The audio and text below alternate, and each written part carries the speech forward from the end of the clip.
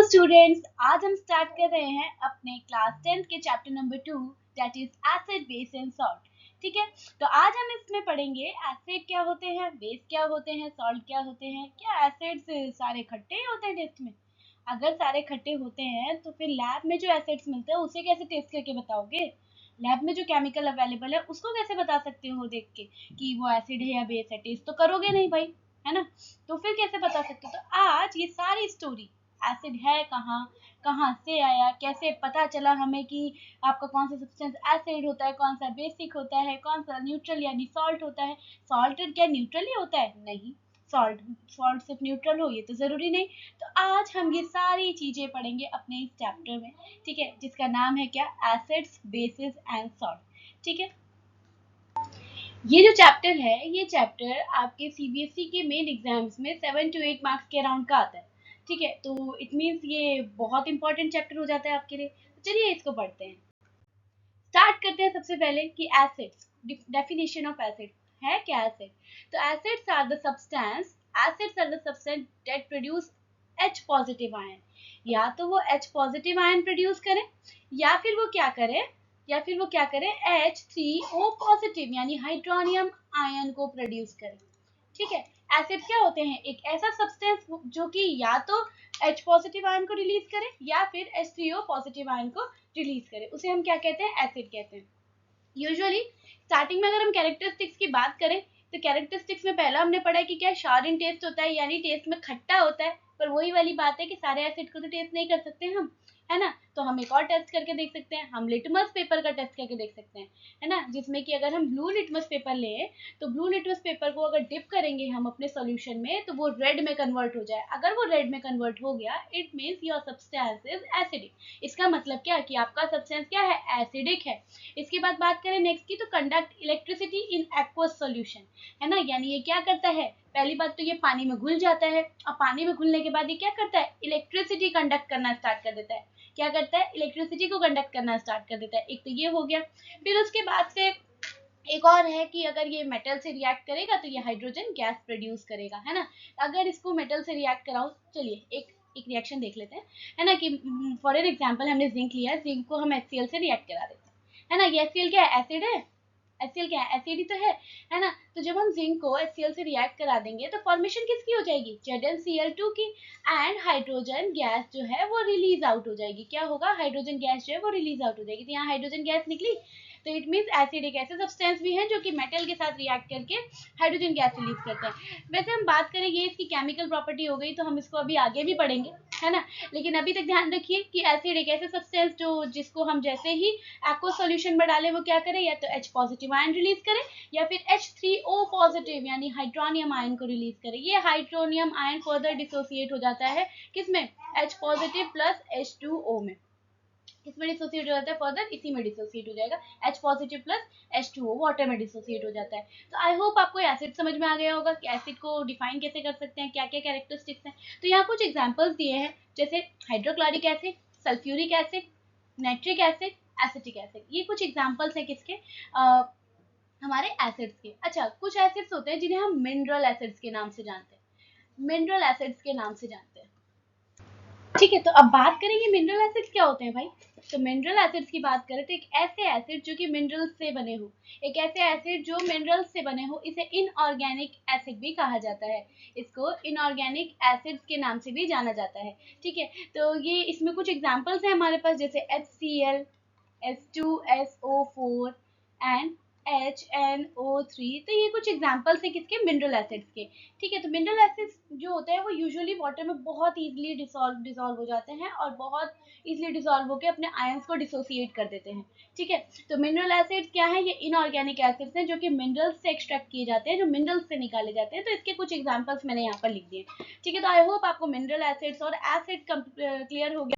चलिए तो अब हम बात करते हैं बेसिस की कि बेस क्या होते हैं। बेस क्या होते हैं, बात करें बेस की तो बेस एक ऐसा सब्सटेंस जो क्या करे, जो OH नेगेटिव रिलीज करे यानी हाइड्रोक्साइड आयन रिलीज करे, है ना। बेसिस क्या होते हैं, बेसिस एक ऐसे सब्सटेंस होते हैं जो क्या करते हैं, OH नेगेटिव रिलीज करते हैं यानी हाइड्रोक्साइड आयन रिलीज करते हैं जब भी उनको एक्वस सॉल्यूशन यानी पानी में डाल दिया जाए। ठीक है, कुछ कैरेक्टरिस्टिक्स पढ़ते हैं बेसिस की भी। तो पहले क्या होता है, बिटर इन टेस्ट यानी टेस्ट में क्या होता है, कड़वा होता है, टेस्ट में कड़वा होता है। इसके अलावा सोपी एंड स्लिपरी टू टच, ये सोपी और स्लिपरी, जिस तरीके से साबुन को टच करते हो तो स्लिप होता है ना, हाँ उसी तरीके से कोई भी बेस को अगर आप टच करोगे तो वो सोपी टाइप का फील होगा, उसको वो स्लिपरी लगेगा, ठीक है, टच करने में। लेकिन अब वही बात है कि अगर हम बात करें टेस्ट करने की तो हम सारे बेसिस को टेस्ट भी नहीं करके देख सकते। अगर हम बात करें क्या कि टच करने की, तो कुछ बेसिस इतने हार्मफुल होते हैं कि अगर आप उसको टच करेंगे तो आपको स्किन इरिटेशन होगी, जैसे NaOH।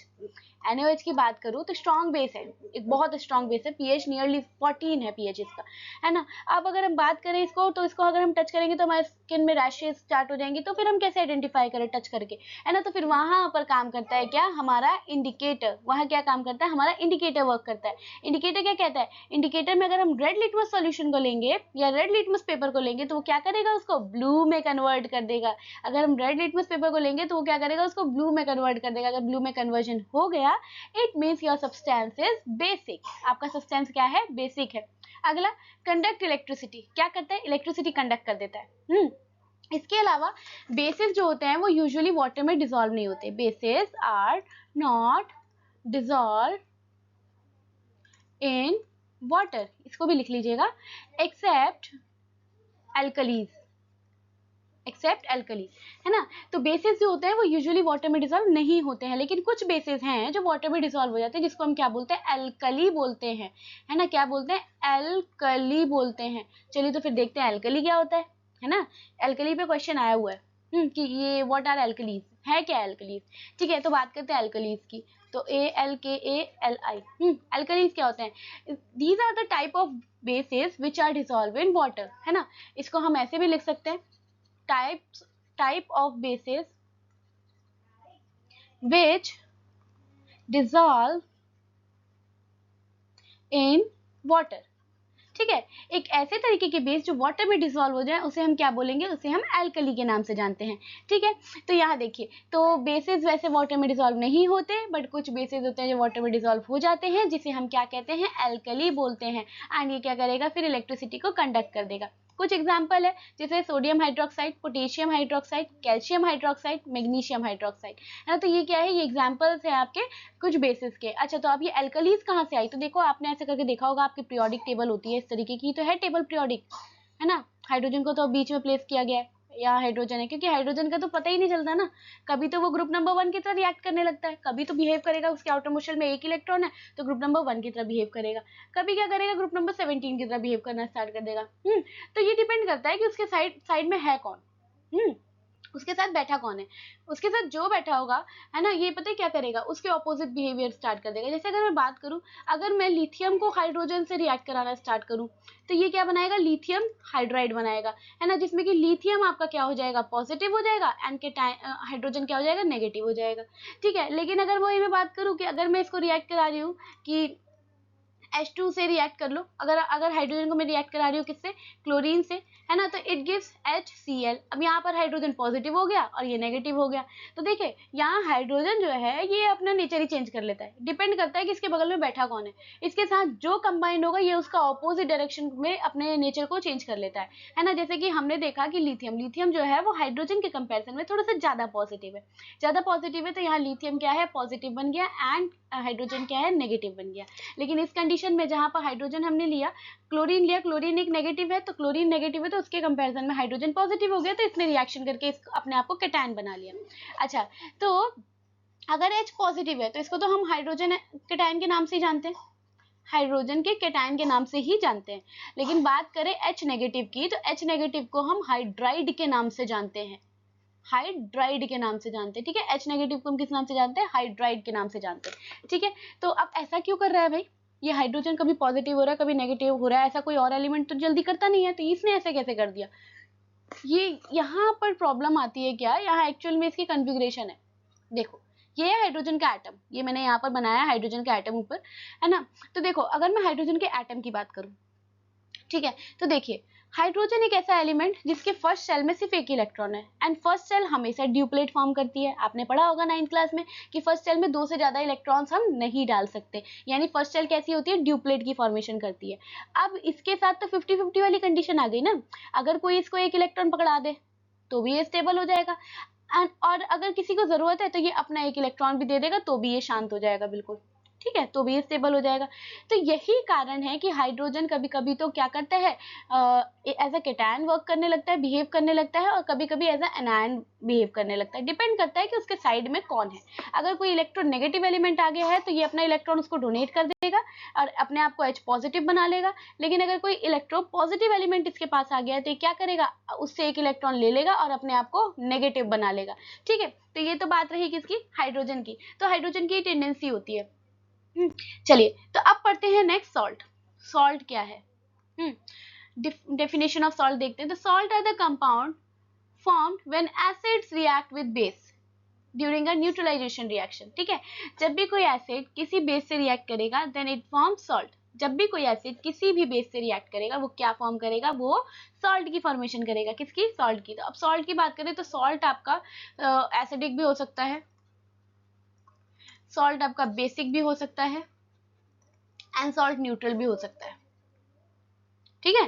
सॉल्ट एसिडिक भी हो सकता है, सॉल्ट बेसिक भी हो सकता है, सॉल्ट न्यूट्रल भी हो सकता है। कैसे, अगर क्योंकि सॉल्ट देखो यूजुअली सॉल्ट होता क्या है कि when acids react with base it gives salt and water. जब भी कोई एसिड किसी बेस से रिएक्ट करेगा तो वो क्या करेगा, वो सॉल्ट देगा एंड वाटर देगा, है ना। अब ये डिपेंड किस पे करता है, देखो अगर कोई स्ट्रॉन्ग एसिड है और अगर वो किसी वीक बेस से रिएक्ट करेगा तो देखो स्ट्रॉन्ग एसिड स्ट्रॉन्ग है ना, तो जो सॉल्ट बन के आएगा वो कैसा बन के आएगा, एसिडिक सॉल्ट बन के आएगा, प्लस क्या होगा, वाटर तो रिलीज होगा ही होगा, है ना। तो जब भी कोई स्ट्रॉन्ग एसिड हो, जब भी कोई स्ट्रॉन्ग एसिड है और अगर वो वीक बेस से रिएक्ट करेगा, वीक बेस से रिएक्ट करेगा तो वो क्या बनाएगा, वो एक ऐसा सॉल्ट बनाएगा, वो एक एसिडिक सॉल्ट बनाएगा एंड वाटर रिलीज होगा, ठीक है। वही बात करें तो इस कंडीशन में आपका जो सॉल्ट है वो कैसा हो जाएगा, एसिडिक सॉल्ट होगा।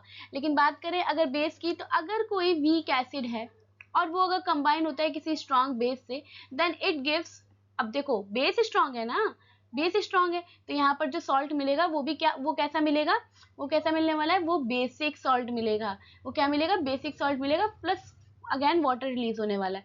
तो ये सॉल्ट कैसा है, बेसिक सॉल्ट है, ठीक है। तो ऐसी कंडीशन में क्या होने वाला है, सॉल्ट बेसिक मिलेगा। बात करें न्यूट्रल वाले की, तो न्यूट्रल में क्या होता है कि जब भी कोई एक स्ट्रॉन्ग एसिड स्ट्रॉन्ग बेस से रिएक्ट करने वाला है then it gives neutral salt. वो क्या करेगा, न्यूट्रल सॉल्ट देगा एंड वाटर देगा, है ना। एग्जाम्पल, सबसे बेस्ट एग्जाम्पल इसमें क्या है, HCl plus NaOH give rise to क्या होगा, NaCl प्लस H2O, नमक। न्यूट्रल होता है ना, तो ये इसका बिहेवियर एसिडिक है ना बेसिक है, न्यूट्रल है ये, ठीक है। तो आई होप आपको ये क्लियर हुआ होगा। सॉल्ट जो होते हैं वो किसी एक उसका कोई एक वो नहीं होता है, वो डिफरेंट डिफरेंट कैटेगरीज में होते हैं। एसिड बेस एंड सॉल्ट में डिपेंड करता है कि कौन कौन से एसिड कौन कौन से बेस से रिएक्ट हुए हैं, उसकी स्ट्रेंथ क्या है। कुल मिला के एसिड और बेस की स्ट्रेंथ पे डिपेंड करने वाला है कि सॉल्ट जो है वो आपका एसिडिक होगा, बेसिक होगा या न्यूट्रल होगा, ठीक है। तो बात करें कुछ एग्जांपल्स की, तो sodium chloride, copper sulphate, potassium nitrate, calcium chloride, ये सब क्या है, ये सॉल्ट्स हैं, है ना। देन अब बात करते हैं प्रॉपर्टीज की कि एसिड बेस एंड सॉल्ट तीनों में क्या डिफरेंस होता है। देखो आयंस की बात करें तो ये H पॉजिटिव देता है या फिर H3O पॉजिटिव देता है, ये क्या करता है OH नेगेटिव देता है एंड इसमें क्या, ये क्या करेगा, पॉजिटिव एंड नेगेटिव आयन में से कुछ भी दे देगा, डिपेंड करेगा, पॉजिटिव देगा कुछ भी नहीं, मतलब पॉजिटिव भी देगा एंड नेगेटिव भी देगा, है ना। टेस्ट की बात करें तो खट्टा होता है टेस्ट में, ये बिटर होता है और ये सॉल्टी होता है, बहुत सारे सॉल्ट्स हैं इस वजह से, है ना। बात करें फील की तो ये कोई सोपी फील नहीं देता, लेकिन बेसिस आपका क्या होता है, बेसिस आपके सोपी फील देते हैं, टच करने में आपको फील होगा कि आप किसी सोप को टच कर रहे हैं एंड स्लिपरी टाइप की मतलब होगी। और अगर हम बात करें सॉल्ट की तो ये यूजुअली क्रिस्टलाइन होते हैं, क्रिस्टल फॉर्म में होते हैं, ठीक है। अगली बात करते हैं इफेक्ट ऑन लिटमस। लिटमस में ये ब्लू टू रेड हो जाएगा, अगर ब्लू लिटमस पेपर लिया है तो रेड में कन्वर्ट हो जाएगा, रेड लिटमस पेपर लिया है बेसिस में तो वो ब्लू में कन्वर्ट हो जाएगा। एंड इसमें बात करें तो जनरली नो चेंज, इसमें कोई चेंज नहीं देखने को मिलेगा, ठीक है। इसके बाद बात करते हैं पीएच रेंजेस की। तो पीएच एक पेपर होता है अभी हम पीएच भी पढ़ेंगे। पीएच एक यूजुअली पेपर होता है जिसमें यहाँ 7 होगा, यहाँ 0 होगा, यहाँ 14 होगा, है ना। ये नंबर्स है 1 1 2 3 4 5 6 एंड 7। इसी तरीके से 8 9 10 11 12 13, है ना। तो एक्चुअल में क्या होता है, ये क्या है, न्यूट्रल है। जब भी अगर कोई सॉल्ट या कोई भी सॉल्यूशन अगर 7 पे होगा, इट मीन्स वो न्यूट्रल है ना। अब वो न्यूट्रल से जितना इधर जाना स्टार्ट करेगा उतना एसिडिक होता चला जाएगा, और जितना इधर जाना स्टार्ट करेगा उतना ही बेसिक होता चला जाएगा। ठीक है, यहाँ पर बेसिक कैरेक्टर इंक्रीज हो रहा है, यहाँ पर एसिडिक कैरेक्टर इंक्रीज हो रहा है। ठीक है, तो ये पीएच पेपर होता है। अभी आगे इसको हम बहुत इलेबोरेटली पढ़ेंगे। ठीक है, तो अभी बस ये लाइन समझाने के लिए मैंने बताया। तो देखो, एसिड का मतलब पीएच जो है वो 7 से कम होना चाहिए, बेस का मतलब पीएच जो है वो 7 से ज्यादा होगा, एंड न्यूट्रल अराउंड 7, है ना। मे बी थोड़ा 7.1 7.2 हो सकता है, पर नियरली 7 के अराउंड रहेगा। ठीक है, एग्जांपल्स की बात करें तो यहाँ एग्जांपल दे रखा है HCl, H2SO4, या NaOH एंड KOH, या NaCl या CuSO4, और भी एग्जांपल्स तो हमने वैसे भी देख ही लिए हैं। ठीक, तो बात करते हैं अब इंडिकेटर्स की। इंडिकेटर्स की बात करें तो इंडिकेटर्स क्या होता है, जिस तरीके से जब आप गाड़ी चला रहे हो, अगर आप कोई बाइक या कार जो भी ड्राइव करते हैं, तो होता क्या है कि हम लोग को जैसे जिस साइड भी हमें टर्न करना होता है, हम क्या करते हैं, उस साइड का इंडिकेटर ऑन कर देते हैं, है ना, ताकि वो लाइट जो जले तो पीछे वाले को, जो भी हमारे पीछे आ रहा है, उसको पता लग जाए कि हम इस साइड टर्न होने वाले हैं, ताकि वो इस साइड से ना आए, है ना, वो अपने पीछे की साइड से निकल जाए। ठीक, तो इसी तरीके से एसिड, बेस एंड सॉल्ट में हमें ये पता लगाने की कि आपका सब्सटेंस एसिडिक है या बेसिक है, इसके लिए हम कुछ इंडिकेटर्स का यूज करते हैं। ठीक है, तो ये क्या होता है, ये कलर शो करते हैं इंडिकेटर्स। एसिड में डिसॉल्व होंगे तो कुछ और कलर देंगे, बेस में डिसॉल्व होंगे तो कुछ और कलर देंगे, तो जिसके भी यहाँ पे हमें पता लगता है कि इंडिकेटर की हमारा सब्सटेंस एसिडिक है या बेसिक है। ठीक है, तो बात करें इंडिकेटर्स की, तो इंडिकेटर्स हमारे सिलेबस में 3 टाइप्स ऑफ इंडिकेटर्स है। एक तो है नेचुरल इंडिकेटर, एक है सिंथेटिक इंडिकेटर, सिंथेटिक इंडिकेटर कह सकते हैं, या फिर हम आर्टिफिशियल इंडिकेटर्स भी कह सकते हैं इसको, and third one is all factory indicators, है ना, ऑल फैक्ट्री इंडिकेटर्स। ठीक है, तो ये 3 तरीके के इंडिकेटर्स हैं हमारे पास। तो सबसे पहले पढ़ते हैं नेचुरल इंडिकेटर्स की। एक ऐसा इंडिकेटर जो कि एक्सट्रैक्ट किया गया हो प्लांट से, एक्सट्रैक्ट फ्रॉम प्लांट्स, है ना। एक ऐसा इंडिकेटर जो प्लांट से नेचुरल फॉर्म में, नेचुरल तरीके से मिला हो, है ना, नेचुरली फॉर्म में मिला हो, उसे नेचुरल इंडिकेटर्स का नाम दिया गया है। बात करें सिंथेटिक इंडिकेटर्स की, विच प्रिपेयर्ड इन लेबोरेटरीज, है ना, जो कि लैब में प्रिपेयर किया गया हो। एंड ऑल फैक्ट्री इंडिकेटर्स का मतलब क्या होता है, all factory indicators indicate with smell. ये किससे पता लगेगा, स्मेल से पता लगेगा। ठीक है, तो चलो पहले नेचुरल इंडिकेटर्स देखते हैं, उसके बाद बात करते हैं आगे। नेचुरल इंडिकेटर्स की बात करें तो एक ऐसा इंडिकेटर जो कि प्लांट से एक्सट्रैक्ट किया गया हो, जो कि नेचुरल तरीके की चीजों से एक्सट्रैक्ट किया गया हो, है ना। तो इसमें देखिए सबसे इंपॉर्टेंट इंडिकेटर जो है वो क्या है, लिटमस है। वो क्या है, लिटमस सॉल्यूशन है। तो एक्चुअल में हम जो लिटमस पेपर देखते हैं वो 2 कलर के देखते हैं, एक तो ब्लू देखते हैं, एक रेड देखते हैं, बट एक्चुअल में वो कलर नहीं होता। लिटमस सॉल्यूशन जो होता है वो पर्पल कलर का होता है। वो कौन से कलर का होता है, पर्पल कलर का होता है। पर्पल कलर की एक डाई होती है एक्चुअल में, जो कि कहाँ से एक्सट्रैक्ट किया जाता है, लिचेंस नाम के प्लांट से एक्सट्रैक्ट किया जाता है। एंड लिचेंस नाम का जो प्लांट है ये कहाँ से बिलोंग करता है, ये थैलोपाइटा डिवीजन से बिलोंग करता है। ठीक है, थैलोफाइटा डिवीजन से बिलोंग करता है। अब मैं ये क्यों पढ़ा रही हूँ, एनसीईआरटी में ये सारी लाइंस गिवन है, एंड आपको बहुत अच्छे से ये रटी हुई होनी चाहिए, बिकॉज इसमें से एमसीक्यू बहुत आसानी से बन सकता है। ठीक है, तो एक्चुअल में लिटमस सॉल्यूशन पर्पल कलर की डाई होता है। देखो यहाँ से अगर क्वेश्चन फ्रेम हो जाए कि what are the colour of the litmus solution, and आपको ऑप्शन मिल जाए क्या कि A red, B blue, C purple, and D A and B both, D option मिल जाए आपको, ए एंड बी बोथ। तो मोस्ट ऑफ द स्टूडेंट्स क्या करने वाले हैं कि ए तो रेड भी होता है लिटमस, ब्लू भी होता है, तो मतलब दोनों होता है, तो डी ऑप्शन टिक हो जाएगा उस कंडीशन में। लेकिन एक्चुअल में ऑप्शन क्या था, सी, क्योंकि एक्चुअल में जो लिटमस सॉल्यूशन होता है वो पर्पल कलर का होता है, वो रेड और ब्लू कलर का नहीं होता है ना। अब वो रेड और ब्लू बन कैसे जाता है वो मैं बता देती हूँ। देखो एक्चुअल में होता क्या है, अगर मैं इसी पर्पल कलर की डाई में एसिड डाल दूं तो जो आपका सॉल्यूशन बन के आएगा वो क्या बन के आएगा, रेड लिटमस सॉल्यूशन बन के आएगा। लेकिन अगर इसी पर्पल कलर की डाई में मैंने बेस डाल दिया तो जो आपको सॉल्यूशन बन के आएगा वो क्या बन के आएगा, ब्लू लिटमस सॉल्यूशन बन के आएगा। वो क्या बन के आने वाला है, ब्लू लिटमस सॉल्यूशन बन के आने वाला है। ठीक है, तो यहाँ से एक्चुअल में हमारे 2 सॉल्यूशन निकल के आते हैं, रेड एंड ब्लू। एक्चुअल में जो कलर है वो क्या है, पर्पल ही है। ठीक है, फिर बात करते हैं सिंथेटिक इंडिकेटर्स की, है ना। सिंथेटिक इंडिकेटर्स, अभी कुछ और नेचुरल इंडिकेटर्स के बारे में पढ़ेंगे हम, जैसे कि कुछ पेटल्स होते हैं फ्लावर्स के, वो नेचुरल इंडिकेटर की तरह वर्क करते हैं, है ना। और कुछ एनसीईआरटी में नेम दिए हुए हैं आपको, वो भी अभी हम देखेंगे, जैसे हाइड्रेंजिया, गैरेंडियम, पेट्यूनिया, ये कुछ फ्लावर्स के नाम दिए गए हैं जो कि एज अ इंडिकेटर यूज करते हैं हम लोग। टर्मरिक पाउडर का दिया हुआ है, चाइना रोज जिसे हिबिस्कस बोलते हैं, तो ये सब कुछ नाम दिए हुए हैं नेचुरल इंडिकेटर्स के, अभी आगे देखेंगे इसको। बात करते हैं सिंथेटिक इंडिकेटर्स की, तो ऐसे इंडिकेटर जो लैब में बनाए गए हों, यहाँ पर आपके पास दो है, एक तो फिनोप्थलीन है, ठीक है, and second one is methyl orange, methyl orange, ठीक है, मिथाइल ऑरेंज, ठीक। तो यहाँ पर दो तरीके के इंडिकेटर्स हैं हमारे पास, एक है हमारे पास सिंथेटिक इंडिकेटर, है ना, वो यहाँ पर हमारे पास सिंथेटिक इंडिकेटर्स जो हैं वो दो तरीके के हैं, एक है फिनोप्थलीन और दूसरा वाला क्या है, मिथाइल ऑरेंज, ठीक है। तो बात करें फिनोप्थलीन की, तो अब फिनोप्थलीन जो कि कलरलेस है, जो क्या है, कलरलेस है। वही मिथाइल ऑरेंज की बात करें तो ये नाम से ही पता लग रहा है ऑरेंज कलर का होगा, ठीक है, तो ऑरेंज कलर का है ना। तो होता क्या है, ये कलरलेस है, अगर हम इसको एसिड में डालेंगे तो ये कलरलेस ही रहेगा। अगर आपने किसी सब्सटेंस में डाला और ये कलरलेस ही रहा, इट मीन्स वो सब्सटेंस आपका एसिड है या फिर न्यूट्रल है, ठीक है। अगर हम क्या करेंगे, इसी को बेस में डालेंगे तो ये क्या होगा, पिंक कलर देगा।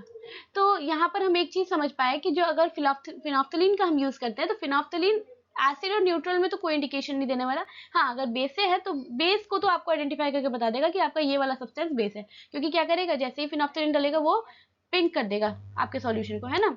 तो फिनोप्थलीन का यूज यूजुअली हम इतना करते नहीं है, है ना, फिर भी अगर किया भी जाएगा तो बेस के आइडेंटिफिकेशन के लिए तो हम कर सकते हैं, लेकिन एसिडिक और न्यूट्रल के आइडेंटिफिकेशन के लिए हम इसको नहीं यूज कर सकते, क्योंकि दोनों ही कंडीशन में ये कलरलेस रहने वाला है और इसका खुद का कलर भी क्या है, कलरलेस है, ठीक है। तो यहाँ आइडेंटिफिकेशन पॉसिबल नहीं है। बात करें मिथाइल ऑरेंज की, तो अगर मैं इसको एसिड के साथ रिएक्ट कराऊं तो ये रेड कलर का हो जाएगा, और अगर मैं इसको बेस के साथ रिएक्ट करा रही हूँ तो ये कौन से कलर का हो जाता है, येलो कलर का हो जाएगा, ठीक है। कौन से कलर का हो जाएगा, येलो कलर का हो जाएगा।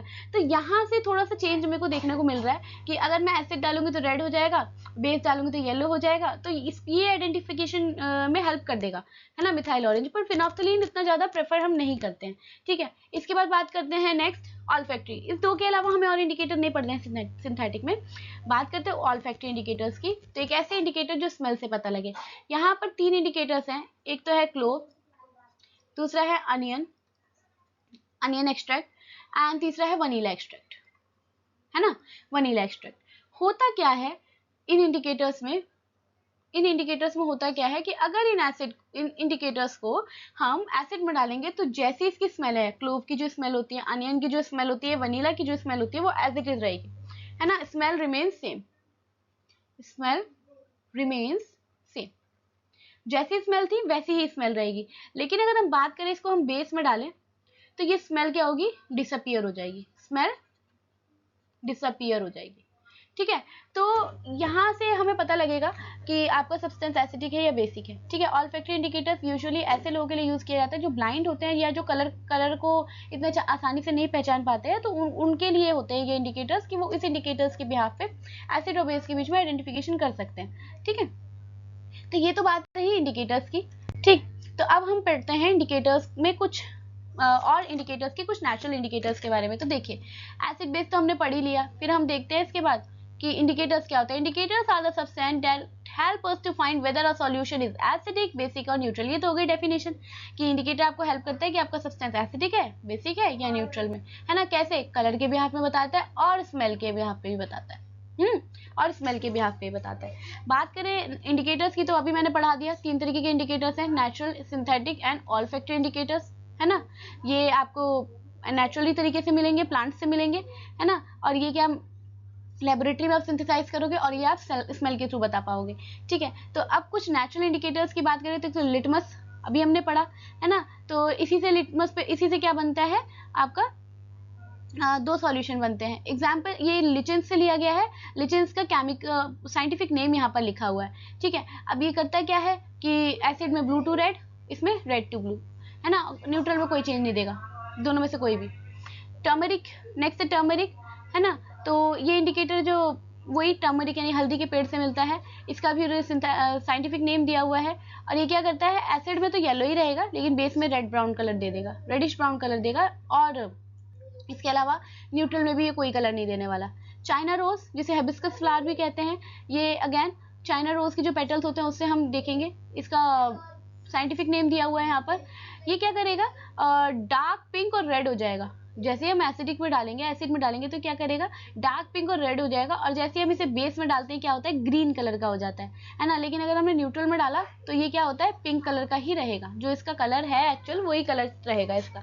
ठीक, बात करते हैं नेक्स्ट रेड कैबेज की। रेड कैबेज क्या करता है, रेड कैबेज भी एक नेचुरल इंडिकेटर है, इसका फिर से साइंटिफिक नेम इसका दिया हुआ है ना। तो एक्चुअल में ये रेडिश पिंक में हो जाता है, एसिड में डाला तो रेडिश पिंक हो जाएगा, एंड अगर हम बेस में डालेंगे तो ग्रीनिश येलो हो जाएगा ये। और पर्पल, वैसे इसका कलर पर्पल है, तो अगर न्यूट्रल में रहेगा तो पर्पल कलर का ही रहेगा, एसिड में डाला तो रेडिश पिंक हो जाएगा, और बेस में डाला तो ग्रीनिश येलो हो जाएगा। ठीक है, तो ये तो थे नेचुरल इंडिकेटर्स। अब बात करते हैं सिंथेटिक इंडिकेटर्स की। तो सिंथेटिक इंडिकेटर्स में हमारे कौन कौन से हमने पढ़ लिए, मिथाइल ऑरेंज पढ़ लिया, फिनाफ्थलीन पढ़ लिया, एक मिथाइल रेड भी है, ये आपके एनसीईआरटी में नहीं है वैसे, है ना, तो इसको करने की कोई ज़रूरत नहीं है, पर ठीक है देख लो, है ना। तो हमने ये सारी चीज़ें पढ़ ली। फिनाफ्थलीन कलरलेस रहता है, पिंक हो जाता है बेस में, कलरलेस न्यूट्रल में भी रहता है, मिथाइल ऑरेंज रेड हो जाता है एसिड के साथ, बेस के साथ येलो हो जाता है, एंड न्यूट्रल के साथ ऑरेंज हो जाता है। मिथाइल रेड की बात करें तो नाम से पता लग रहा है रेड कलर का है, तो एसिड में रेड ही रहेगा, इसमें येलो हो जाएगा, एंड इसमें ऑरेंज रहेगा। ठीक है, तो इसको तो हम नहीं पढ़ें तो अच्छा है, इसका तो कोई मतलब नहीं है। बात करते हैं नेक्स्ट ऑल्फैक्टरी की। तो ऑल्फैक्टरी में यहाँ पर दो है, वनीला एंड अनियन, और एक क्लोव भी आप लिख सकते हैं, एक क्लोव भी है। ठीक है, तो वही है, एसिड के साथ ये दोनों ही स्मेल जो है वो नहीं देंगे, एंड बेस के साथ क्या होगा, बेस के साथ इसमें स्मेल मिलनी स्टार्ट हो जाएगी हमें। ठीक है, ओके, ये जो है ये गलत लिखा हुआ है ना। अभी हमने पिछले पढ़ लिया था, क्या पढ़ा था कि एसिड के साथ ये क्या करता है, एसिड के साथ इसका स्मेल जो होता है वो सेम रहता है, दोनों ही कंडीशन में एसिड के साथ स्मेल जो है वो सेम रहेगी, लेकिन बेस के साथ जो स्मेल है वो क्या होगी, गायब हो जाएगी। ठीक है, तो ये पार्ट गलत है, हमने अभी पीछे जो चार्ट देखा था उसके अकॉर्डिंग आप करिएगा इसको। ठीक, आते हैं फिर अपने ये डू यू नो में, ये एनसीईआरटी की कटिंग है। ठीक है, तो एनसीईआरटी इससे क्वेश्चन आए थे, इसलिए मैंने इस कटिंग को यहाँ पेस्ट किया है। देखो यहाँ लिटमस सॉल्यूशन के ऊपर लिखा हुआ है कि पर्पल कलर की डाई है, लिचिन से एक्सट्रैक्ट की जाती है, थैलोफाइटा डिवीजन से बिलोंग करता है, और इसे एज अ इंडिकेटर यूज करते हैं हम। ठीक है, तो लिटमस सॉल्यूशन ना तो एसिडिक होता है ना बेसिक होता है, ये पर्पल कलर का है एक्चुअल में, है ना। तो अब क्या करते हैं, इसके अलावा कुछ और नेचुरल मटेरियल्स जैसे red cabbage leaf, turmeric, coloured petals of sunflower, hydrangea, petunia, geranium, ये कुछ प्लांट्स के नाम है, कुछ फ्लावर्स के नाम है, तो ये आपको याद करने होंगे क्योंकि एनसीईआरटी में एज इट इज गिवन है ना। तो ये क्या होता है, ये इंडिकेट कराते हैं आपको एसिड और बेस के सॉल्यूशन की वजह से, सॉल्यूशन में मतलब कौन सा एसिडिक है कौन सा बेसिक है, इसलिए इसको एसिड बेस इंडिकेटर भी कहा जाता है, सिंपली इंडिकेटर्स भी कहते हैं हम। ठीक है, तो आई होप आपको ये तो समझ में आ गया होगा क्योंकि हम इंडिकेटर्स बहुत अच्छे से पढ़ चुके हैं अभी। तो ये बस इसमें कुछ नाम दिए हुए हैं, ये नाम आपको याद करने पड़ेंगे, है ना। तो अब हम प्रोसीड करते हैं एसिड बेस को लेबोरेटरीज में कैसे आइडेंटिफाई कर पाएंगे हम। चलिए तो बात करते हैं इस एक्टिविटी की, एनसीईआरटी की एक्टिविटी है। ठीक है, जिसमें कि क्या किया गया है, इन्होंने डिफरेंट सॉल्यूशंस दिए हैं लेबोरेटरीज से, जैसे कि HCl दे दिया इन्होंने, यानी एसिड है, सल्फ्यूरिक एसिड दिया, नाइट्रिक एसिड दे दिया, एसिटिक एसिड दे दिया, है ना, सोडियम हाइड्रोक्साइड दिया है, कैल्शियम हाइड्रोक्साइड दिया, पोटेशियम हाइड्रोक्साइड दिया, मैग्नीशियम हाइड्रोक्साइड दिया, एल्यूमिनियम हाइड्रोक्साइड भी दिया। यानी इन्होंने कुछ एसिड्स और कुछ बेस दे दिए हैं। इन्होंने उसके बाद कहा है कि आप एक काम कीजिए कि वॉच ग्लास लेके, है ना, वॉच ग्लास पे ड्रॉप बाय ड्रॉप सारे सॉल्यूशंस को डालिए इनमें से, एंड देन उसके बाद आप क्या करेंगे, फिर एक टेस्ट ट्यूब भर के, मतलब आप इंडिकेटर लीजिए और इंडिकेटर को फिर इसमें डाल के देखिए कि किसमें क्या कलर चेंज देखने को मिल रहा है। तो यहाँ इंडिकेटर जो यूज़ किए गए हैं, एक तो है कि रेड लिटमस सॉल्यूशन लिया है, एक ब्लू लिटमस सॉल्यूशन लिया है, एक फिनाफ्थलीन लिया हुआ है, और एक मिथाइल ऑरेंज लिया हुआ है। ठीक है, तो यहाँ पर हमें बताना है कि किसमें क्या इंडिकेशन देखने को मिल रहा है।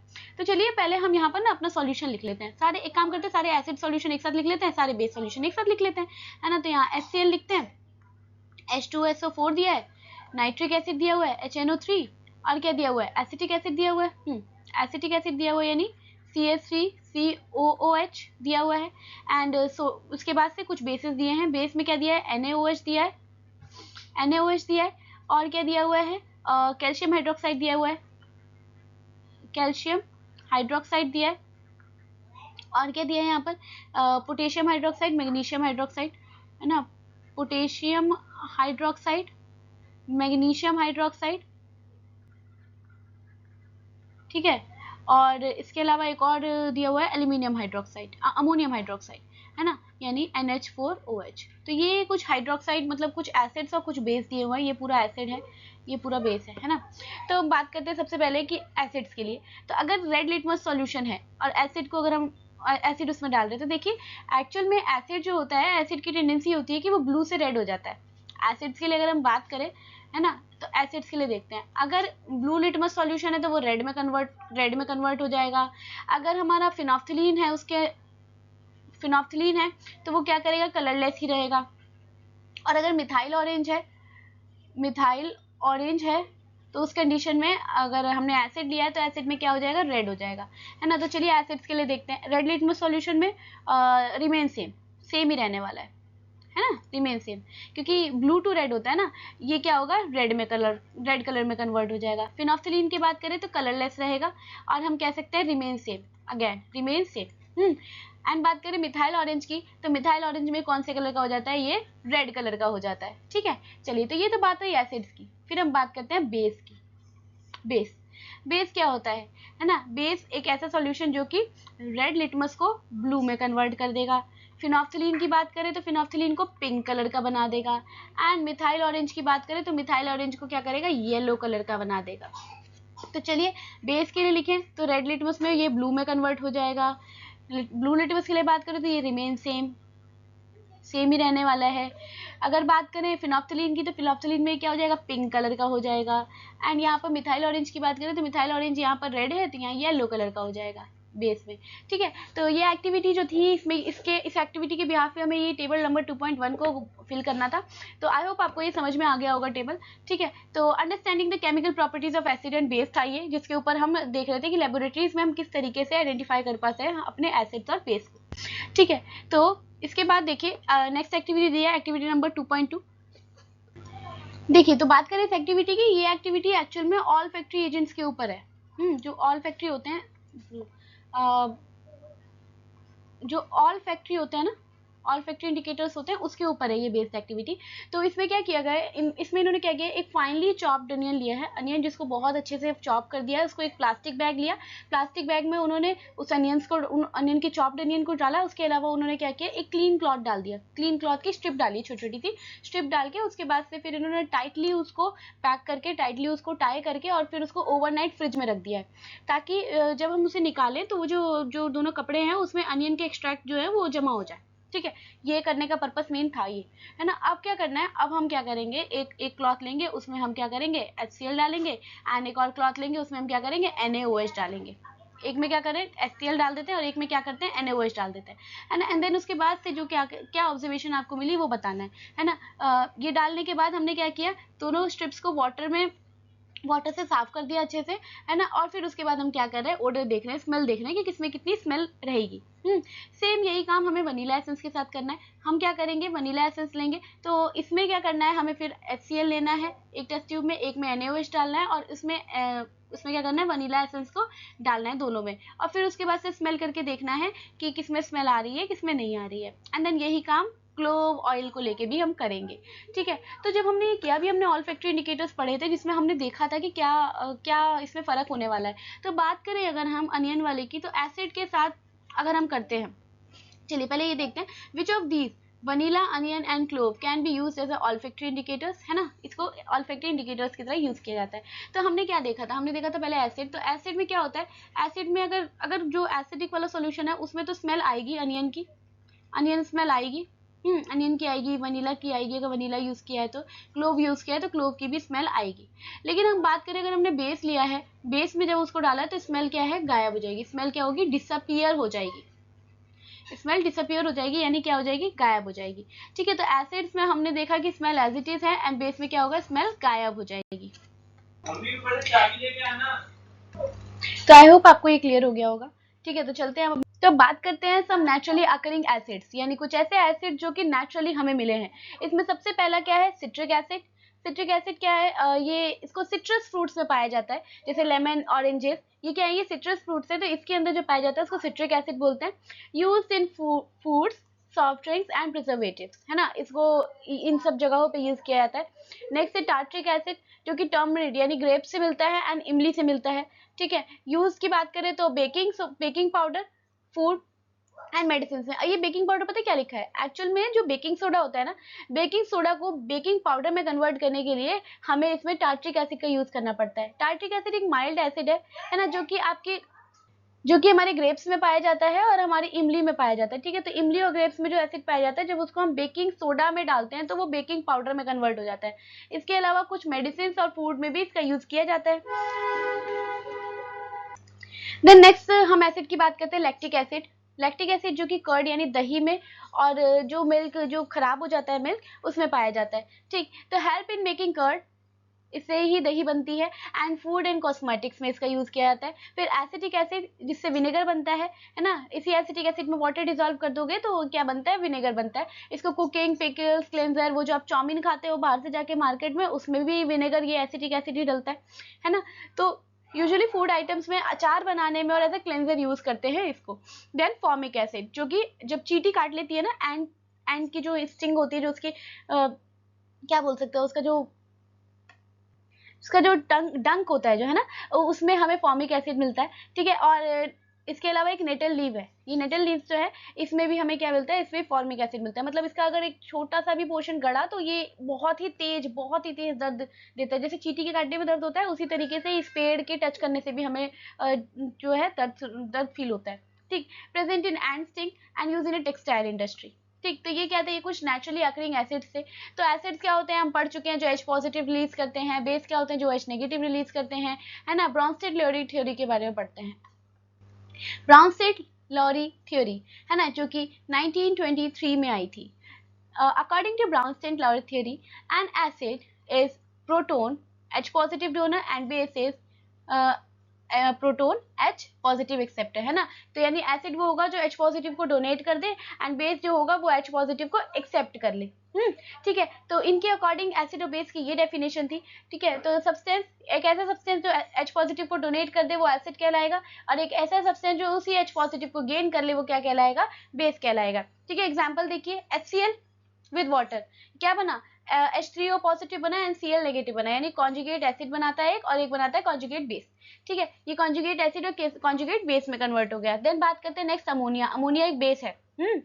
अमोनिया एक बेस है। जब हम इसको वाटर में डिसॉल्व करते हैं, it gives NH4 positive and OH negative, है ना। क्या करता है वो, NH4 पॉजिटिव यानी कॉन्जुगेट एसिड देता है, एंड OH नेगेटिव जिसे हम कॉन्जुगेट बेस कहते हैं। ठीक है, तो यहाँ पर बात करते हैं, तो एसिड्स इसके अकॉर्डिंग तो की पॉइंट यही है कि एसिड वो जो H पॉजिटिव को डोनेट कर दें, बेस वो जो H पॉजिटिव को एक्सेप्ट कर लें। ठीक है, जितने भी एसिड्स होते हैं, जितने भी every acid has a conjugate base, जितना भी एसिड होगा उसे हम कॉन्जुगेट बेस के नाम से जानेंगे, और जितने बेस होंगे उसे हम कॉन्जुगेट एसिड के नाम से जानेंगे, है ना। तो देखिए यहाँ पर लिखा हुआ है कि एसिड जो है बेस से रिएक्ट करते हैं तो क्या बनता है, बेस से रिएक्ट करने के बाद हमारा कोई भी एसिड बनेगा जो कि क्या होगा, हमारा कॉन्जुगेट एसिड होगा, एंड देन ये बनेगा जो कि क्या कहलाएगा, कॉन्जुगेट बेस कहलाएगा। ठीक है, तो यहाँ पर ये आई होप आपको ये क्लियर हो गया होगा। चलते हैं नेक्स्ट टॉपिक पे। नेक्स्ट टॉपिक बात करते हैं, how do acid and base react with metal. किस तरीके से एक एसिड और एक बेस मेटल से रिएक्ट करता है। ठीक है, तो यहाँ देखिए पहले हम सेटअप समझते हैं, क्या सेटअप है। देखिए ये जो है, इसको सबसे पहले क्या किया गया है, एक एक्सपेरिमेंट से समझाया गया है कि क्या होता है जब एसिड रिएक्ट करता है बेस से, एसिड बेस रिएक्ट करता है मेटल से। तो सबसे पहले बात करते हैं, मेटल ले लेते हैं हम, कोई जिंक हमने मेटल ले लिया, और हम क्या करते हैं, इसे किसी एसिड से रिएक्ट कराते हैं। तो it gives what, it gives ZnSO4, यानी कि कोई एक salt, and hydrogen gas is release, है ना। यानी जब भी कोई एसिड किसी भी मेटल से रिएक्ट करने वाला है तो वो किसकी फॉर्मेशन करेगा, वो एक सॉल्ट बनाएगा, एंड उसके बाद हाइड्रोजन गैस रिलीज होगी। ठीक है, तो ये तो था हमारा थियोरेटिकल कि हमने ऐसे पढ़ के देख लिया कि अच्छा ऐसा ऐसा होगा तो ये हाइड्रोजन गैस रिलीज होने वाली है। लेकिन अब हमें इसको प्रूव करना है एक्सपेरिमेंटली, तो अब हम वो देखते हैं कि इसे कैसे एक्सपेरिमेंटली प्रूव किया जा सकता है। तो देखिए ये इन्होंने क्या किया है, स्टैंड लिया है, स्टैंड में इन्होंने एक बड़ी वाली टेस्ट ट्यूब होती है, बड़ी वाली टेस्ट ट्यूब है ये, इसकी जगह हम कॉनिकल फ्लास्क का भी यूज कर सकते हैं, बीकर का भी यूज कर सकते हैं। तो ये बड़ी वाली टेस्ट ट्यूब ली है और उसको होल्ड करा दिया है इस स्टैंड के थ्रू। इसके ऊपर ये जो लगाई है ये क्या है, कॉर्क है। ये जो लगाई है इसे कॉर्क कहते हैं, है ना। ये यूजुअली रबर की होती है, रबर की कॉर्क लगा दी है इसके ऊपर। ये एक ऐसी कॉर्क है जिसमें ऊपर से जो है स्पेस है, जिससे हम ग्लास ट्यूब जो होती है उसको इसमें इंसर्ट कर सकते हैं। तो इस स्पेस के थ्रू हमने क्या किया है, इस ग्लास ट्यूब को क्या किया है, इंसर्ट किया है। ये जो ग्लास ट्यूब दिख रही है आपको, जिसे डिलीवरी ट्यूब लिखा गया है यहाँ पर, इसको इंसर्ट किया है। अब ये जो है टेस्ट ट्यूब के अंदर इन्होंने क्या डाला है, डाइल्यूट सल्फ्यूरिक एसिड लिया है 5 ml एंड उसमें कुछ जिंक के ग्रैन्यूल्स डाले हैं, बहुत छोटे छोटे से जिंक के ग्रैन्यूल्स चूरा टाइप का डाला हुआ है, ठीक है। जब उसको डालते हैं तो क्या होता है, बहुत तेजी से रिएक्शन होती है एंड यहाँ से हाइड्रोजन गैस निकलनी स्टार्ट होती है। जो ये हाइड्रोजन गैस बनी तो ये सब तो फिटेड है ना, तो यहाँ से कहीं से निकल नहीं सकता, तो ये जो डिलीवरी ट्यूब है इसके थ्रू हाइड्रोजन गैस जो है वो इस साइड आना स्टार्ट कर जाती है, ठीक है, इधर आना शुरू करती है डिलीवरी ट्यूब के वजह से। अब ये जो हमने सॉल्यूशन लिया ना, सोप सॉल्यूशन लिया, अब ये लिया क्यों है ये देखते हैं। देखो हमने पढ़ा क्या कि जब भी एसिड रिएक्ट करेगा मेटल से तो it gives salt and hydrogen gas, तो हम देखना चाह रहे हैं कि क्या सच में जो गैस रिलीज हुई है वो हाइड्रोजन ही है। तो हाइड्रोजन की ये टेंडेंसी होती है कि हाइड्रोजन गैस को अगर हम बर्न करते हैं ना तो पॉप साउंड के साथ बर्स्ट होती है, वो जो फूटेगी तो पॉप साउंड प्रोड्यूस करेगी, ठीक है। तो हम उसी एक्सपेरिमेंट को करके देख रहे हैं। तो ये जो गैस यहाँ से निकली तो सोप सॉल्यूशन में से निकलेगी, तो जो बबल बनेंगे तो बबल किसके बनेंगे, हाइड्रोजन गैस के बनेंगे। तो ये बबल्स किसके बने, ये सारे बबल्स हाइड्रोजन गैस के। हमने क्या किया, ये कैंडल लेके आए, इस कैंडल से जब इसको लिट किया या मैच स्टिक से जब हमने इसको जला के देखा तो ये पॉप साउंड के साथ बर्स्ट हुई है। जैसे ही पॉप साउंड के साथ बर्स्ट होती है तो इट मीन्स क्या कि ये जो गैस है कौन सी गैस है, ये हाइड्रोजन गैस है, ठीक है। तो ऑब्जर्वेशन देखिए, बबल जो दिख रहे हैं जिंक ग्रैन्यूल्स के सरफेस पे ये एक्चुअल में गैस इवोल्यूशन हो रहा है ना, और जब ये बर्न करेंगे तो पॉप साउंड के साथ ये बर्न होगी। तो कंक्लूजन क्या है कि जो गैस इवॉल्व हुई है वो क्या है, हाइड्रोजन गैस है, ठीक है। जो गैस इवॉल्व हुई है वो क्या लिखी है, वो कैसी गैस है, वो हाइड्रोजन गैस है, ठीक है। तो यहाँ पर लिखा है एक सेट एपरेटस सेट कीजिए एंड इसके बाद से उसमें जिंक ग्रैन्यूल्स सल्फ्यूरिक एसिड ले लीजिए 5 ml, उसमें जिंक ग्रैन्यूल्स डालिए। जिंक ग्रैन्यूल जब आपने डाला तो उसके बाद से फिर जो बबल निकले हैं उसमें से उसको सोप सॉल्यूशन में से पास कराइए, देखिए वो क्या है। फिर इसी एक्टिविटी को आप HCl के साथ कर लीजिए, HNO3 के साथ कर लीजिए, CH3COOH के साथ कर लीजिए। तो इसी एक्टिविटी को डिफरेंट डिफरेंट एसिड के साथ करने को बोला गया है, ठीक है। तो आई होप आपको ये एक्टिविटी क्लियर हुई होगी, ये एक्टिविटी अच्छे से समझ में आई होगी, ठीक। चलते तो चलिए चलते हैं नेक्स्ट टॉपिक पे। क्या लिखा है, जनरल रिएक्शन, है ना। पेन चेंज करते हैं पहले तो। जनरल रिएक्शन, जब एसिड मेटल से रिएक्ट होगा तो कोई एक सॉल्ट एंड हाइड्रोजन गैस बनेगी, ठीक है। अभी हमने पीछे देखा तो यहाँ पर कुछ और रिएक्शंस लिखी हुई हैं, जैसे कि अगर हम जिंक को HCl से रिएक्ट करेंगे तो ZnCl2 फॉर्म होगा एंड हाइड्रोजन गैस निकलेगी, है ना। ऑब्जर्वेशन क्या, हाइड्रोजन के बबल निकले। सल्फ्यूरिक एसिड से करेंगे तो वही आ गया ZnSO4 बनेगा, है ना, यानी जिंक सल्फेट बनेगा एंड देन फिर से हाइड्रोजन गैस रिलीज हो रही है। अगर हमने HCl को मैग्नीशियम से किया तो MgCl2 यानी मैग्नीशियम क्लोराइड बनेगा and then again H2 gas release हो रही है। अगर हमने इसे आयरन से किया, है ना, तो क्या बनेगा, FeSO4 बनेगा एंड हाइड्रोजन गैस फिर से रिलीज होगी। लेकिन यहाँ पर कलर भी चेंज देखने को मिलेगा। ये कलर कौन सा चेंज हो जाएगा, पेल ग्रीन कलर का होगा, ठीक है। ये जो सॉल्यूशन बनेगा ये हल्का सा ग्रीन कलर का सॉल्यूशन बनेगा, ग्रीनिश सॉल्यूशन बनने वाला है, ठीक है। तो ये कुछ रिएक्शंस थी जिसमें हम एसिड को मेटल के साथ रिएक्ट कराएंगे तो क्या फॉर्म होगा, है ना। इसको क्या करो, एक काम करते हैं, एक एल्यूमिनियम से भी रिएक्ट करा के देखते हैं। क्या करो, इसको HCl को एल्यूमिनियम से रिएक्ट कराओ, it gives AlCl3 plus H2 gas, है ना। क्या बनेगा, बैलेंसिंग कर लेना। इसके बाद क्या करेंगे, अब इसमें हमने जब रिएक्ट कराया तो हमने क्या देखा कि एल्यूमिनियम क्लोराइड मिला और फिर अगेन हाइड्रोजन गैस रिलीज हो रही है यहाँ पर। तो ये रिएक्शन है, जब मेटल को हम एसिड से रिएक्ट कराएंगे तो किसकी फॉर्मेशन होगी, ठीक है। तो आई होप आपको अब क्लियर हो गया होगा, ये नंबर ऑफ एग्जाम्पल्स मैंने आपको दे दिए हैं, ठीक। अब बात करते हैं क्या होगा मेटल बेस से रिएक्ट होगा। देखो बात करूं मैं मेटल की, तो मेटल एक्चुअल में बेस होता है, मेटल बेसिक होता है। अब एक बेस से रिएक्ट करेगा तो क्या बनेगा, कुछ भी नहीं, है ना। तो यूजुअली बेस, जब भी बेस से रिएक्ट करते हैं, कोई भी मेटल बेस से रिएक्ट करेगा तो कुछ बनता नहीं है, कोई रिएक्शन नहीं होती है। लेकिन फिर भी कुछ रिएक्शन है जो प्रोसीड हो जाती है ना। तो आज तो इसमें हमें वही रिएक्शन पढ़नी है एंड यही एक्सेप्शनल है, इसी के ऊपर क्वेश्चन बनता है, ठीक है। क्योंकि देखो बच्चा कहेगा मेटल तो बेस होता है और हम बेस को बेस से रिएक्ट करेंगे तो कोई रिएक्शन तो होनी ही नहीं है, तो फिर लेकिन वहां पर बच्चा नो लिख के आ जाएगा। लेकिन उस कंडीशन में भी रिएक्शन होती हैं, दो रिएक्शंस हैं जो उस कंडीशन में भी प्रोसीड करती है। तो आइए अब हम उन दोनों रिएक्शन को पढ़ते हैं, ठीक है। तो पहला है कि अगर हम जिंक को सोडियम हाइड्रोक्साइड से रिएक्ट कराएंगे, एक स्ट्रॉन्ग बेस है, जिंक को हम जब स्ट्रॉन्ग बेस से रिएक्ट करा रहे हैं तो ये क्या दे रहा है, ये दे रहा है Na2ZnO2 यानी सोडियम जिंकेट। किसकी फॉर्मेशन हुई यहाँ पर, सोडियम जिंकेट के, and again hydrogen gas is released, ठीक है। तो यहाँ पर हमने एक बेस को दूसरे बेस से रिएक्ट कराया तो इट गिव्स Na2ZnO2 यानी सोडियम जिंकेट। बहुत इंपॉर्टेंट है, पूछा जाता है ये क्वेश्चन, ऑल्टरनेट ईयर्स में पूछ लिया जाता है, ठीक है। अगला क्या है, एल्यूमिनियम विद सोडियम हाइड्रोक्साइड। अगर हम एल्यूमिनियम को सोडियम हाइड्रोक्साइड से रिएक्ट कराएं तो देखो फिर क्या होगा, Na2AlO2, ठीक है, यानी सोडियम एल्यूमिनेट। क्या बना, सोडियम एल्यूमिनेट, है ना। तो जब एल्यूमिनियम को हम सोडियम हाइड्रोक्साइड से वाटर के प्रेजेंस में रिएक्ट कराएंगे, it gives sodium aluminate and hydrogen gas is again release, है ना, हाइड्रोजन गैस यहाँ पर भी रिलीज होने वाली है। तो देखो यूजुअली मेटल बेस से रिएक्ट नहीं करते हैं, फिर भी अगर हम बात करें रिएक्शन की तो दो रिएक्शन होती हैं। ये दोनों रिएक्शन मैंने आपको यहाँ पर समझा दी और ये मोस्ट इंपॉर्टेंट है, मोस्ट इंपॉर्टेंट रिएक्शन है। क्यों? क्योंकि इससे क्वेश्चन आता है। ऐसे ही वो हाइड्रोजन गैस का एसिड वाला जो है वो भी इंपॉर्टेंट है, क्योंकि हाइड्रोजन गैस रिलीज हो रही है तो यहाँ पर 3 मार्क का क्वेश्चन बहुत आराम से बन सकता है। जैसे क्वेश्चन क्या बन सकता है, अगर मैं मेटल रिएक्ट विद एसिड के बारे में बात करूँ तो क्वेश्चन यहाँ भी तो बन सकता है कि how you can say the gas release during the reaction is the hydrogen gas. कैसे कह सकते हो आप कि जो गैस रिलीज हुई है रिएक्शन के टाइम पे वो हाइड्रोजन ही है। तो उसके लिए आप पूरा वो एक्टिविटी करके दिखाओगे, आप दिखाओगे किस तरीके से जो सोप पे है, सोप के जो बबल बने उसे हमने लिट किया तो वो पॉप साउंड के साथ बस्ट हुए, तो इट मीन्स वो आपकी हाइड्रोजन गैस है। तो इस तरीके के क्वेश्चन यूजुअली आते हैं, है ना, जो हमारे बोर्ड एग्जामिनेशन में पूछे जाते हैं। ठीक है, देन इसके बाद बात करते हैं मेटल रिएक्ट्स विद कार्बोनेट्स या फिर बाइकार्बोनेट या हाइड्रोजन कार्बोनेट, है ना। तो चलिए बात करते हैं। पहले मेटल जो है जब भी बाइकार्बोनेट से रिएक्ट करेगा तो एक सॉल्ट बनेगा। पेन चेंज करते हैं पहले तो। कोई एक सॉल्ट बनेगा, वाटर बनेगा and carbon dioxide gas release होगी, है ना। तो अब यहाँ पर देखो एक और हो गया। देखो आपके सिलेबस में सिर्फ 2 ही गैस हम पढ़ेंगे, एक हम पढ़ेंगे हाइड्रोजन को और एक हम पढ़ेंगे कार्बन डाइऑक्साइड को। अभी हमने हाइड्रोजन गैस पढ़ लिया और उसकी आइडेंटिफिकेशन पढ़ ली। अब हम क्या पढ़ने जाएंगे, कार्बन डाइऑक्साइड गैस की रिएक्शन पढ़ रहे हैं और उसकी आइडेंटिफिकेशन भी देखेंगे कि कैसे आइडेंटिफाई होगा। ठीक है, तो बात करें यहाँ पर तो जनरल रिएक्शंस की बात करते हैं तो मेटल जब भी कार्बोनेट से रिएक्ट करता है तो इट गिव सॉल्ट, वाटर और कार्बन डाइऑक्साइड। जैसे कि कोई मेटल लिया, हमने उसको कार्बोनेट से रिएक्ट कराया, इट गिव्स एक सॉल्ट, कोई भी salt and hydrogen and carbon dioxide. Bicarbonate से अगर हम करा रहे हैं रिएक्शन को, यानी HCO3 नेगेटिव से करा रहे हैं तो it gives again salt, water and carbon dioxide. Composition में चेंज नहीं होगा, बस बैलेंसिंग करनी पड़ेगी हमें, है ना। बैलेंसिंग में चेंज होंगे इसमें, लेकिन कॉम्पोजिशन जो रिएक्शन के बाद जो प्रोडक्ट बन रहा है, चाहे वो कार्बोनेट से हो चाहे बाइकार्बोनेट से हो, प्रोडक्ट सेम बनेगा।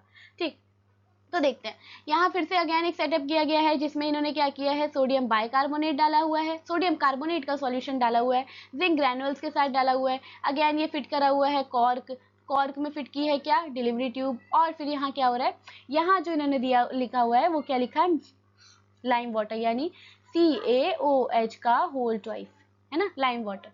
अब देखो इसे स्लेक लाइम भी बोलते हैं, इसे लाइम वाटर भी बोलते हैं और कैल्शियम हाइड्रोक्साइड भी बोलते हैं। इसके 3 नाम है।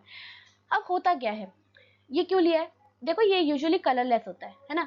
पर इसकी ना एक क्वालिटी है क्या कि अगर मैं इसमें से कार्बन डाइऑक्साइड पास करा दूं ना तो ये मिल्की कलर का हो जाता है। ये जो सॉल्यूशन है ना कैल्शियम हाइड्रोक्साइड, इसकी ये क्वालिटी है कि कैल्शियम हाइड्रोक्साइड को अगर मैं क्या करूं, अगर मैं इसको कार्बन डाइऑक्साइड से पास कराऊं तो ये मिल्की सॉल्यूशन का बन जाता है। देखो होगा क्या इसमें, बात सुनना, इसमें होने क्या वाला है। इसमें होगा ये, पहले तो इसका नाम लिखते हैं। ये जो इसको हम कैल्शियम हाइड्रोक्साइड के नाम से भी जानते हैं, जो कि इसका केमिकल नेम है। फिर हम इसे एक और नाम से जानते हैं, क्या नाम है, स्लेक लाइन, स्लेक लाइन। और हम इसे एक और नाम से जानते हैं जो कि जिसे हम क्या कह सकते हैं, लाइम वाटर, लाइम वाटर, है ना। तो ये कुछ नाम है जिस नाम से हम इसको जानते हैं। तो हुआ क्या कि यहाँ पर जब क्या हुई, रिएक्शन हुआ, जिंक का रिएक्शन हुआ यहाँ पर सोडियम कार्बोनेट से। सोडियम कार्बोनेट से जब जिंक की रिएक्शन हुई तो देखिए जिंक को लिया सोडियम कार्बोनेट से, तो इसने क्या करा, इसने एक बनाया सोडियम जिंकेट यानी Na2ZnO2। अभी हमने पीछे रिएक्शन पढ़ी थी, तो ये क्या बना, क्योंकि देखो ये भी बेस है, ये बेस है and metal is also base, तो यही रिएक्शन होगी। तो यहाँ क्या हुआ, सोडियम जिंकेट पढ़ा हमने, सोडियम जिंकेट बना एंड फॉर्मेशन किसकी हुई, और क्या निकला हमारा, water and carbon dioxide release हुई। ठीक है, तो अब ये गैस कार्बन डाइऑक्साइड ही है या क्या है, तो इसके लिए हमने क्या किया, हमने इस डिलीवरी ट्यूब को इंसर्ट किया एक टेस्ट ट्यूब में, है ना। तो जिसमें कि क्या है, जिसमें कि ऑलरेडी स्लेक लाइम पड़ा हुआ है जो कि कलरलेस है। ये यूजुअली कैसा होता है, कलरलेस होता है। कलर चेंज करो पहले तो, कलरलेस होता है। ये यूजुअली क्या होता है, कलरलेस होता है। तो कलरलेस होता है तो जैसे ही इसमें कार्बन डाइऑक्साइड जाना शुरू करेगा, ये क्या करेगा, ये मिल्की हो जाएगा एंड फॉर्मेशन किसकी करेगा, कैल्शियम कार्बोनेट की फॉर्मेशन करेगा। ठीक है, जब भी हम स्लेक लाइम को कार्बन डाइऑक्साइड से रिएक्ट कराते हैं तो then it gives calcium carbonate, है ना। ये एक पूरी लंबी चौड़ी सी रिएक्शन है, इसे लिखवाते हैं पहले तो, ये लिखते हैं। चलो देखो सबसे पहले हम क्या लेते हैं, क्विक लाइम लेते हैं, इसे क्विक लाइम बोला जाता है, क्विक लाइम। और हम इसे क्या बोलते हैं, कैल्शियम ऑक्साइड, है ना। कैल्शियम ऑक्साइड लेते हैं and when it's react with water, जब ये वाटर से रिएक्ट करेगा इट गिव्स CaOH का होल ट्वाइस यानी कैल्शियम हाइड्रोक्साइड। अब ये जो कैल्शियम हाइड्रोक्साइड है, इसमें अगर मैं CO2 वाटर CO2 यानी कार्बन डाइऑक्साइड डाल दूं तो देन इट गिव्स CaCO3 यानी कैल्शियम कार्बोनेट। अब यही कैल्शियम कार्बोनेट क्या करता है, यही कैल्शियम कार्बोनेट में अगर मैं और ज़्यादा CO2 और H2O के प्रेजेंस में डाल दूं, है ना, तो देन ये अगेन कलरलेस हो जाता है। ये तो मिल्की हो गया, कैल्शियम कार्बोनेट तो मिल्की हो गया, है ना। और जैसे ही मैंने इसमें और कार्बन डाइऑक्साइड डालना स्टार्ट किया इन वाटर के प्रेजेंस में, तब क्या होगा, ये किसकी फॉर्मेशन करेगा, कैल्शियम बाय कार्बोनेट की, कैल्शियम बाय कार्बोनेट की, है ना, जो कि क्या होगा, अगेन कलरलेस हो जाएगा क्योंकि सॉल्युबल होता है। तो ये पूरी रिएक्शन है, तो देखते हैं। चलिए, तो ये पहले तो फॉर्मेशन इसकी हुई, पेन चेंज करो, पहले तो फॉर्मेशन इसकी हुई। देखो ऑब्जर्वेशन में मिलेगा कि ब्रिस्क एफर्वेजेंस जो है वो दिखेंगे हमें गैस की, और लाइम वाटर को मिल्की कर देगा, वो लाइम वाटर को क्या करेगा, मिल्की कर देगा। सिग्निफिकेंस देखते हैं, कार्बन डाइऑक्साइड जैसे लाइम वाटर से पास होगा तो मिल्की कर देगा, इसकी वजह से एक इनसॉल्युबल कैल्शियम कार्बोनेट की फॉर्मेशन होगी। ये देखो, ये कैल्शियम हाइड्रोक्साइड में कार्बन डाइऑक्साइड यानी लाइम वाटर में कार्बन डाइऑक्साइड डाला तो मिल्की कलर की पीपीटी बन गई। अब ये जो पीपीटी थी उसमें मैंने अगेन कार्बन डाइऑक्साइड को और ज्यादा डालना स्टार्ट कर दिया, एंड हमने क्या किया, वाटर डाला, तो it gives calcium hydrogen carbonate जो कि सॉल्युबल होगा, और इस तरीके से वापस से हमारा जो है कलरलेस सॉल्यूशन फॉर्म हो जाएगा।